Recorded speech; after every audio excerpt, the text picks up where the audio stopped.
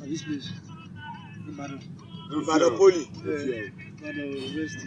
Ìyá ẹ̀ wá láti Ìbàdàn University. Ìbàdàn University. Yìí àwọn àti wọn wá ayé. Ìyá àbàtú lọ́kà wey dem fọ́ àbí.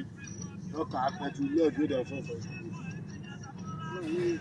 Why be say na dis men no dey get sense? People wey pass na grandpapa na know say dis Ikorodu Odongunyan first gate. Eléyìí ó máa jẹ́ bí ìyẹn kò lè ná bí lè. Ìtàlúwo. Àtàkàbẹ́rì bìdì. Na we get am o. Na be mukuno. Omi náà, na dey hear say Amo tank e dey. Àbá kàyà. Hello. Na yes, hey, shut up. You hear say Amo tank e dey dis town, you no hear. You know better than the Amo tank. Depends about 3 for Odongunyan for Àtàkàbẹ́rì. I come, you know Amo tank. I come Amo tank. You know just Rastafari for Àtàkàbẹ́rì. Na the Amo tank dey follow you time. You know wetin dey sup? Guy, no, about that. Wana, buy this. But I give na I get wetin promise you. No na no do no do am. No do. Everybody go do him own round. That's Rastafari be this. For Àtàkàbẹ́rì. Abeg, no face me. Obi Eshika I get wetin I dey talk. Must bury your man. Say make one person go outside go carry knife come here. Alaye. You no fit end. Alaye. No time. Yes, see. No time. Yes, my people, I greet all of una accordingly. I still remain una lawyer boy, MC Koboko, aka How to Fight a Lion Without Fear. Share una dey see the video when be say me I dey show una since now. Yes, now the video be that when be say me yes. Most of una don't first see the video. Most of una never first hear. But if you come across this video, if you just use this opportunity to see the video, I beg, may you try share this video. Subscribe to my YouTube channel. Many people don't they condemn this video of say man, yes. All these people when they do this thing, now God go punish you. My guy, see, let me first of all, wait I want to let you know. Now see this video one they see so. See, one thing one need to know, they're not the first person join court one. Now person they decide by himself before you go join court. Secondly, all these people, me not they blame all these people when they kill this boy. No, if I blame them, if I tell you say I blame all these people, my brother, na lie, I not blame them. The people won't get the blame na government.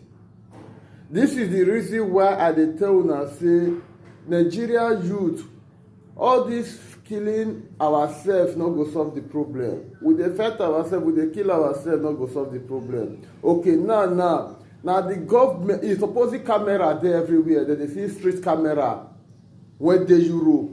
Okay, all these people now when kill this boy now, how they want to detect all these people?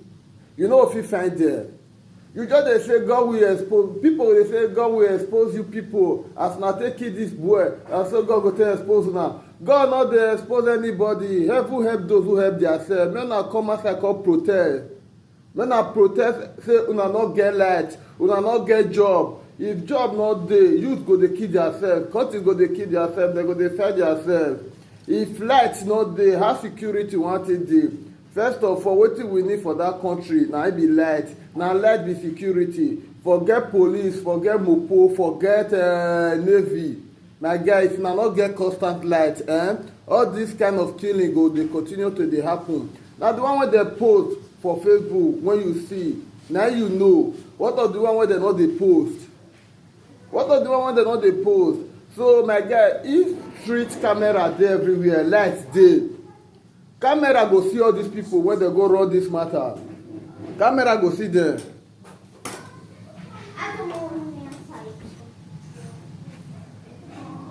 Street camera no dey. So if light dey, if light normally light dey, everywhere go good. All these people when they go kill this boy, my guy, camera go see them. Without no camera, you want to find those people. My brother, you when they say no to Curtis, say no to Curtis. Now you want to stop Curtis. Now you want to stop Kofra. And the one when you dey talk for social media, Curtis want to stop. For you, now you want to stop Kofra.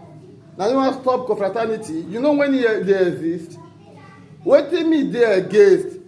All this killing when they kill themselves. na me dey against. No be say I go say make confraternity stop. Na me wan stop am.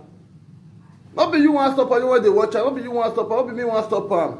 And cultism no be confraternity no be wetin dey force person join. If your pikin tell you say dem force am join cultist, na lie. If your brother tell you say dem force am join cultist, na lie. Na wetin benefit am, na wetin hungry am, na im buy chop.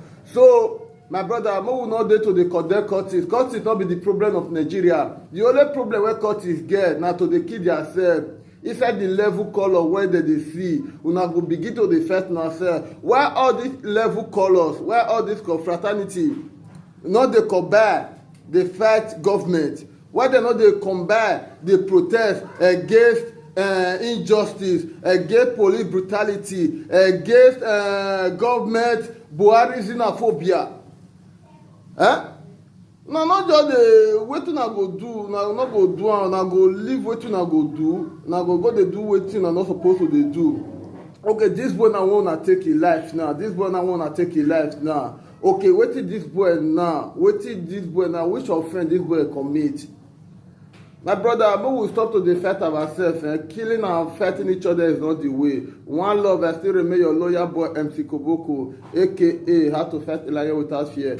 Abeg, if you come across this video, drop your own comment, your own contribution, share this video. Thank you.